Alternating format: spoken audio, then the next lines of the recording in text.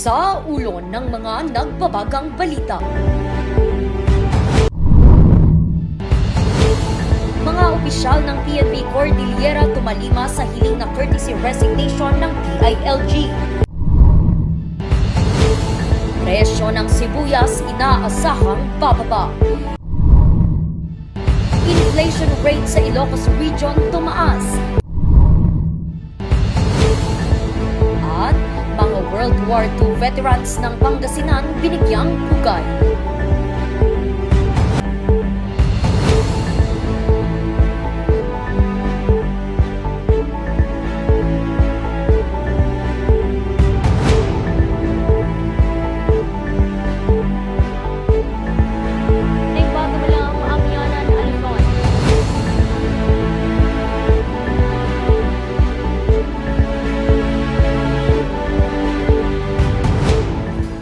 Bagamalam, Amyanan, Luzon.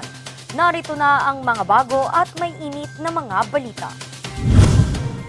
Kampanteng tumalima ang ilang mga direktor ng mga provincial at city police office sa Cordillera sa apela ng DILG na courtesy resignation. Kanilang pinangahawakan titulo ng rehiyon bilang home of the most disciplined cops sa bansa. Narito ang report.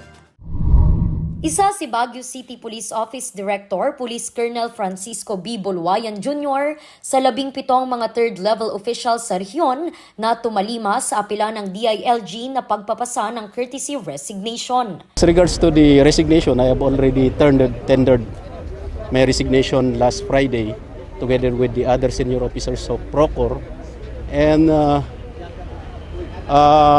we, all of us, have entrusted their career to the committee that has been formulated. Kasama rin sa mga nagpasa ang Provincial Director ng Benguet na si Police Colonel Damian Olsim. Kampante naman ang kanyang mga kasamahan sa Benguet PPO sa integridad ng Colonel. Our Provincial Director religiously complied with the directive to file his courtesy resignation as a provincial director if in case and then of course there would be some validations and investigations to be conducted before he will be separated or kung sakaling ma-found out na ano. Pero one thing for sure, ang amin pong butihing provincial director ay mabait po yan.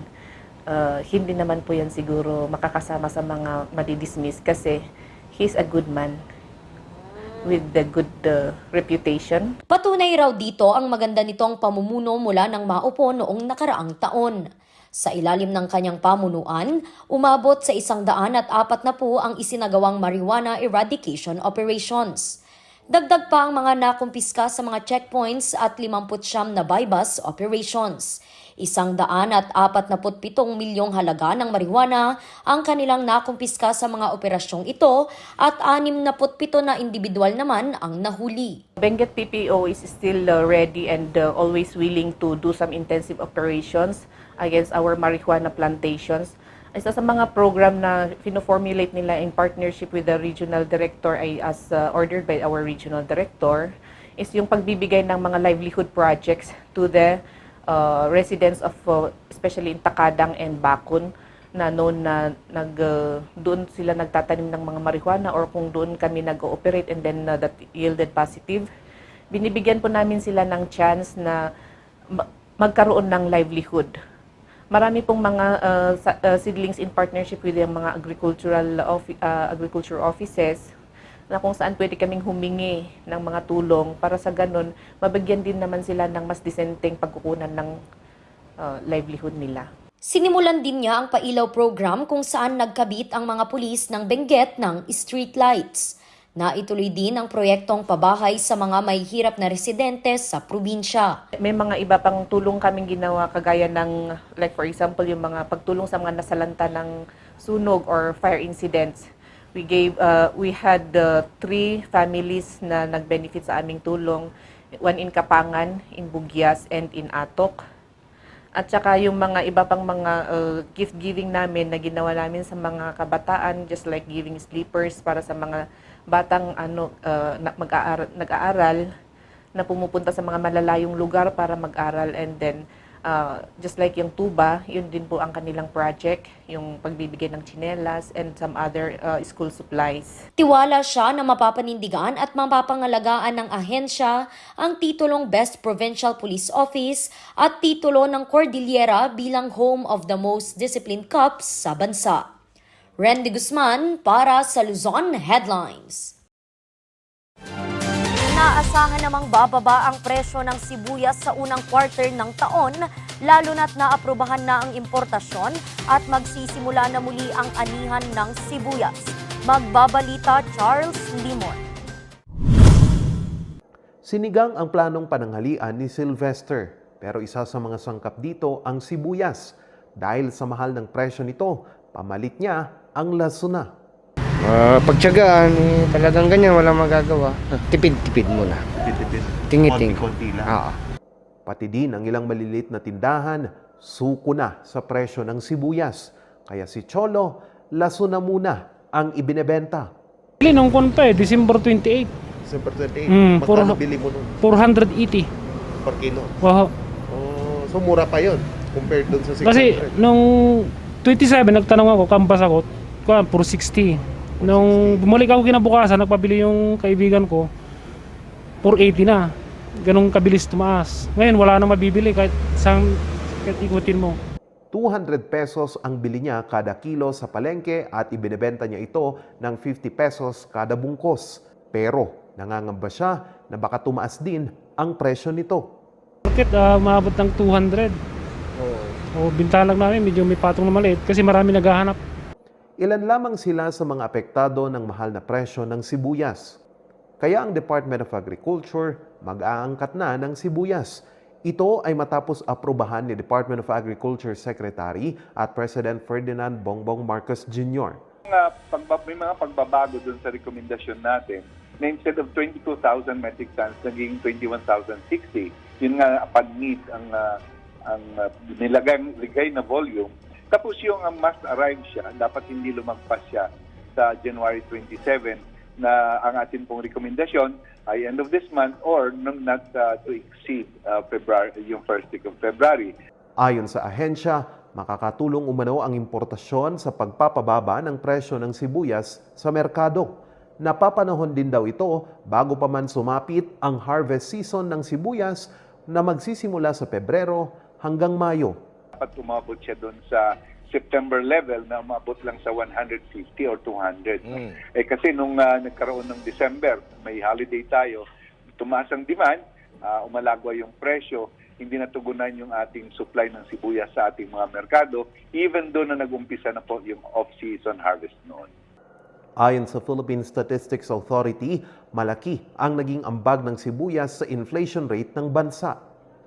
The onion, which is part of the vegetable, for December, medyo substantial yung kanyang, the single commodity, no? Substantial yung kanyang contribution sa inflation. It contributed about 0.3 percentage point in the overall inflation, which is the same as rice. Rice also contributed 0.3 percentage point.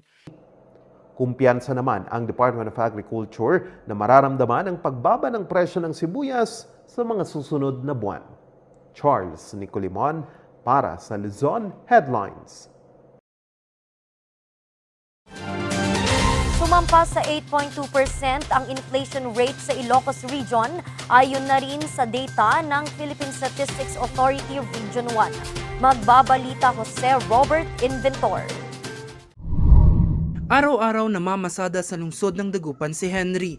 Dati, halos 1,000 ang kanyang naiuuwi mula sa pamamasada. Pero sa taas sa mga bilihin ngayon, kakarampot na lang ang kanyang naiuuwi. Walang tinta ng 1,000 kasi ngayon. Sobrang mahal ang bilihin. Sobrang hirap. Tapos dapat magtipid. Isa lang si Henry sa mga apektado ng pagtaas ng mga bilihin. Sa inilabas na report ng PSA Ilocos Region, pumalo sa 8.2% ang inflation rate ng rehiyon noong Disyembre. Mas mataas ito kung ikukumpara noong Nobyembre na nasa 7.7% lamang. Ayon sa PSA National Office, isa ang Ilocos Region sa mga rehiyon sa bansa na nakapagtala ng mataas na inflation rate. Kung ihahambing sa inflation na naitala sa mga riyon sa labas ng National Capital Region noong Nobyembre 2022, 11 riyon ang nagtala ng mas mataas na inflation nitong Disyembre 2022. Ito ang mga riyon na may kulay blue. Samantala, 4 na riyon naman ang nagtala ng mas mababa na inflation nitong Disyembre 2022 at ito ang mga riyon na may kulay green. Ilan sa mga rason ng inflation ay ang pagtaas ng presyo ng pagkain, inumin, transportasyon at serbisyong medikal sa rehiyon. Idagdag pa daw dito ang mga nangyayari sa pandaigdigang merkado gaya ng gera sa Russia at Ukraine. Ito yung tinatawag natin kasi na imported inflation. Ang isang cost ng inflation talaga sa atin ay imported siya galing sa ibang bansa. So wala tayong magagawa because of these international relations, trade relations, mga ganyan.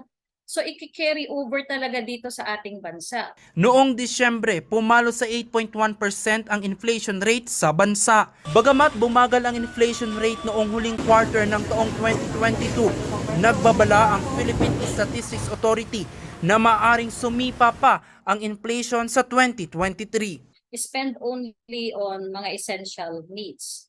Tapos huwag magpanic. Yun ang isa, huwag magpanic.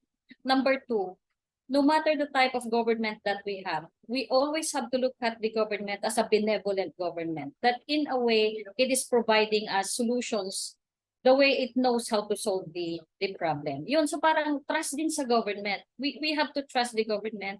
We have to trust them that they know what they are doing. Pero ayon sa PSA, inaasahang dedepende ang inflation rate sa mga susunod na buwan sa galaw ng supply at demand ng mga pagkain. Jose Robert Inventor para sa Luzon Headlines.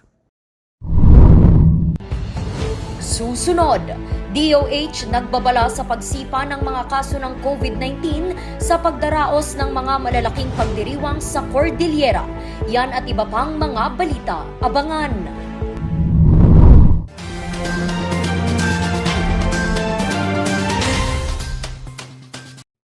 Ano ang Panamox Antibiotic Caplet?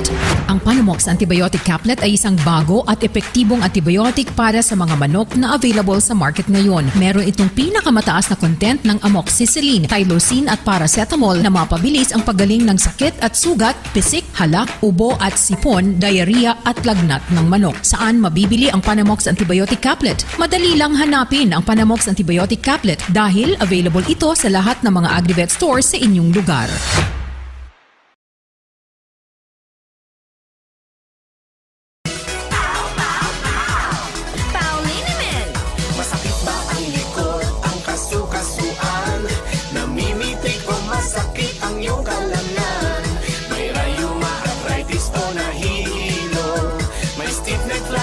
So masakit ang ulo sa Pauliniment yung haway garantisado. Pauliniment, isang pahid ka lang. Dahil walang out sa Pau! Bulok, maliliit at hindi ba malusog ang inyong mga halaman? Omega Green ang kasagutan. Ihalo lang ang 2 kutsara nito sa isang maliit na container at kaunting tubig. Pagkatapos ay ihalo sa knapsack sprayer at pwede na itong ispray sa mga pananim. Meron itong nitrogen, phosphorus, magnesium, copper at zinc na tumutulong sa pagpapaganda at pagpapabilis ng tubo, pagpapanatili ng nutrisyon, mas malagong mga dahon at panlaban sa mga sakit ng mga halaman. Hindi rin ito nakasasama sa kapaligiran. Pwede rin ito sa kahit anong klase ng halaman, mapa highland crops o lowland crops. Omega Green by Encam Agri-Marketing, the ultimate friend of farmers.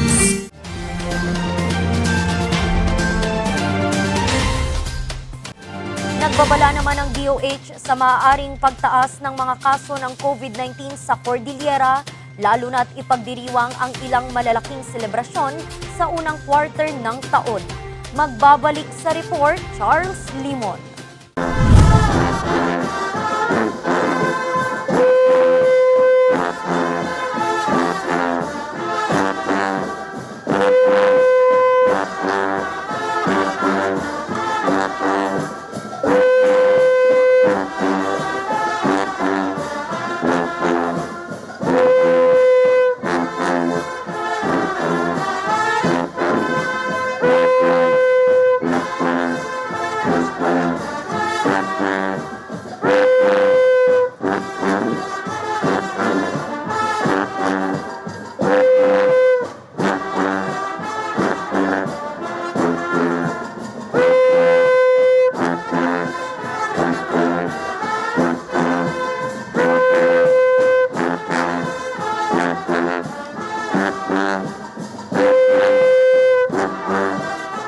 Kasado na ang pagdiriwang ng Panagbanga 2023 ng lungsod ng Baguio sa darating na Pebrero.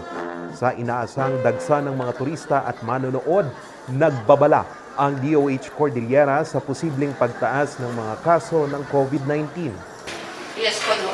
Actually, no, mass gathering of people, no, close contact with individuals, those are risk factors actually of COVID-19.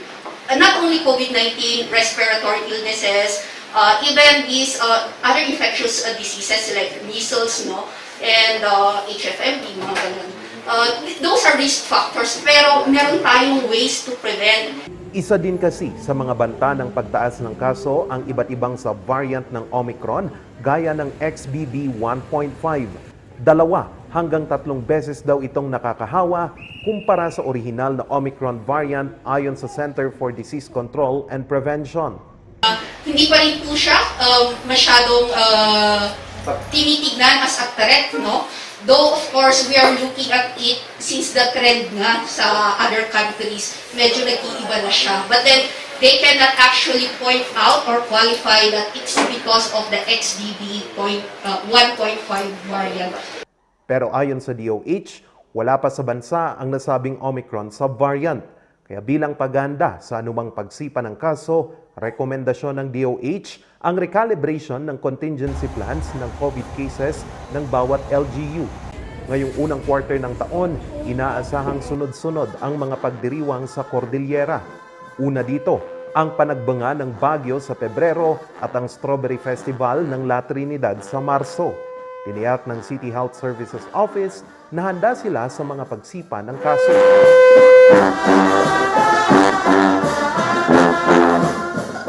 I don't think it's going to be that threat. Hindi tayo babalik sa dati na ginagawa natin noon.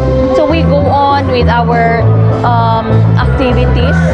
Naka-integrate na actually ang ating COVID-19 response sa ating regular activities. Sa tala ng DOH Cordillera, nananatili pa rin ang presensya ng Omicron, Delta at Alpha variant sa Cordillera. Nananatili namang mababa ang kaso ng COVID-19 sa rehiyon na pumalo lang sa 71 aktibong kaso. Karamihan pa rin dito ay mga symptomatic at mild cases. Charles Nicolimon para sa Luzon Headlines.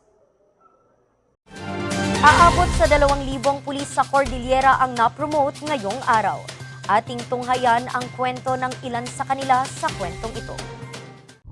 Relationship goals kung maituturing ng mag-asawang Jonathan at Susan Palabay ang kanilang promotion ngayong araw. Bukod kasi sa sabay na nakapasok sa PNP noong 2004, ngayong araw din sabay silang na-promote bilang mga kapitan. Siyempre, yung gaya ng sinabi kanina ng mga speaker namin na masaya kami, pero first and foremost, nagpapasalamat pa rin kami sa Diyos sa tuloy-tuloy na kami magkasama na swerte. Unang-una, yun ang pinasok naming trabaho para sa kabubuhay namin at sa aming pamilya. Parang ano lang yan, parang minsan mayroon ding problema na dumarating, pero naayos naman. Kung ano nakikita nilang kagaganda ng organisasyon, siyempre, ginagawa nila na yan ng paraan. Dahil magkaiba ng unit, pag-uwi na lamang nila ipagdiriwang ang panibagong tagumpay. Ang 26 anyos naman na si Mayan, masayang-masaya rin sa pagkakapromote bilang police corporal. Ang pagiging police po is very challenging as a woman po. And para sa mga inspiring po na magpupulis, napakaganda po ng organization. And you have to give your 100% in everything you do in order to be successful. Being promoted is a privilege and very proud po ako sa sarili ko. For after 5 years being a patrol woman, na-promote po ako bilang police corporal. Inspirasyon niya raw ang nakatatandang ate na isa ring pulis sa Cordillera. Kung si Mary Ann ay inspirasyon ng kapatid, ang dalaga namang si Elijah, ang tatay na pulis, ang kanyang inspirasyon. Sobrang masaya ako kasi nga, fortunately, last time, my dad was not promoted. And niniwala ako sa sinasabi na once na may nag-close na door, meron at merong another window or another door na magbubukas ulit. Kaya't proud na proud siya sa ama sa pagkakapromote ngayong araw bilang police captain.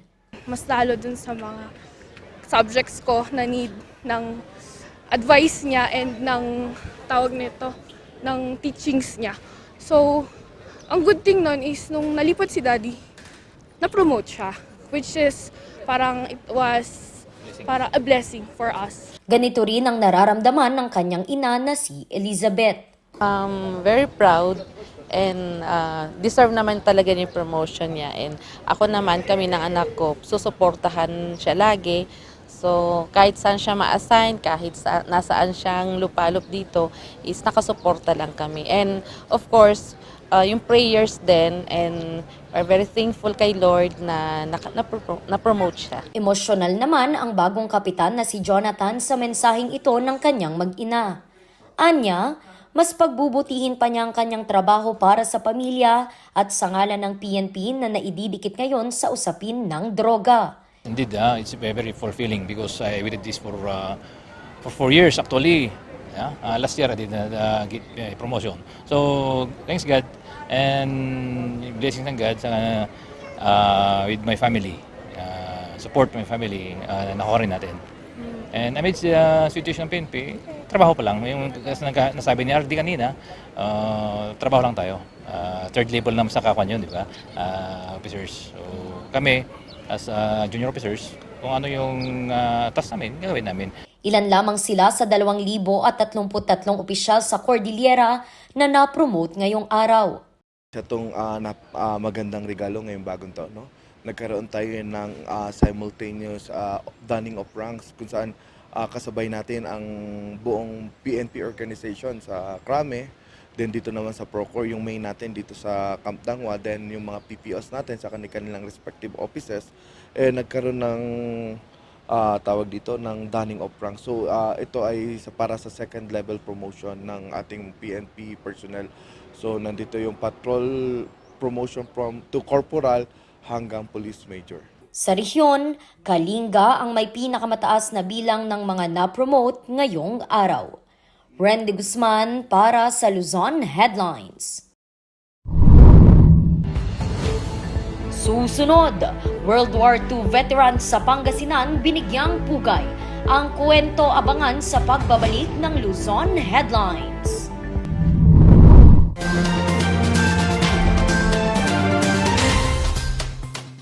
Sa milk din ng batang 90s, tara't atin ang i-try. Ang batang 90s milk tea, di ka magsisisi, promise. Sa milk din ng batang 90s. Bizarre Music offers a complete line of musical instruments.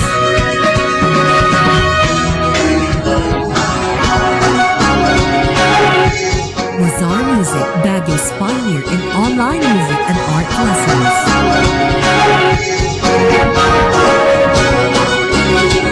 Bizarre Music, bringing music closer to your hearts.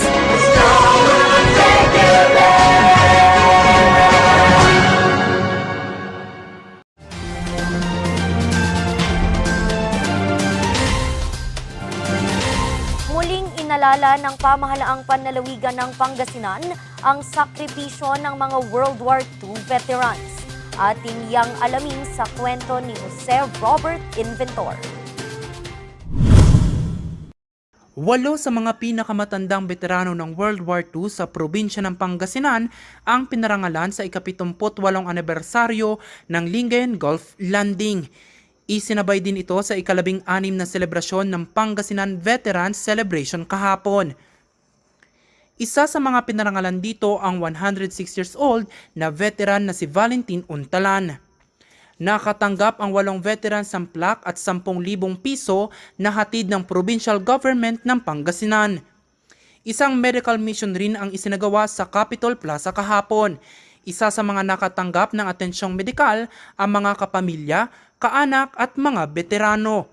Handog ito ng Provincial Health Office. Samantala, isang exhibit na pinamagatang War of Our Fathers, a Brotherhood of Heroes ang handog ng Philippine Veterans Bank. Makikita ito sa Pangasinan Training and Development Center. Tampok dito ang mga litrato at memorabilia tungkol sa mga kaganapan noong World War II sa Pilipinas. Binuksan ang exhibit kahapon at magtatagal ito hanggang sa ika-14 ng Enero.